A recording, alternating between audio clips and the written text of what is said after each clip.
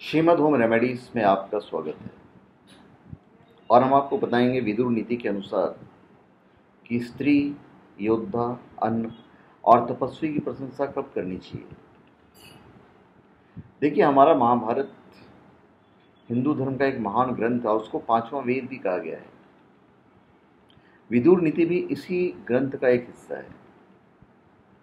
विदुर नीति के अंतर्गत महात्मा विदुर ने राजा धृतराष्ट्र को एक्चुअली में देखा जाए तो लाइफ मैनेजमेंट के बहुत सारे सूत्र बताए हैं जो आज भी हमारे लिए उपयोगी है।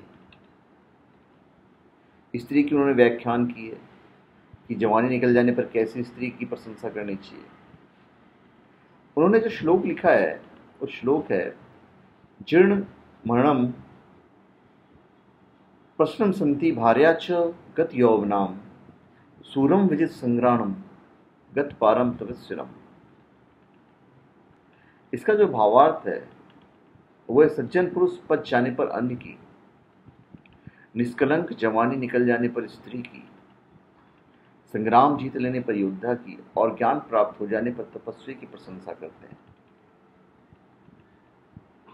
अगर मैं आपको इस डिटेल में बोलूं तो यह है कि महात्मा विदुर के अनुसार जिस स्त्री की जवानी बिना किसी दोष के निकल जाए, बिना मतलब निष्कलंक निकल जाए, तो प्रशंसा करने के योग्य है।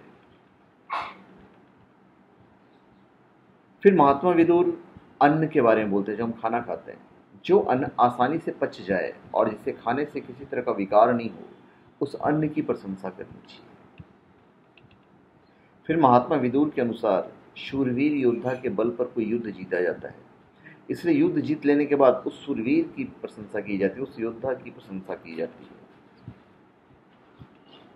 फिर महात्मा विदुर कहते हैं ज्ञान के बारे में, तपस्वी के बारे में।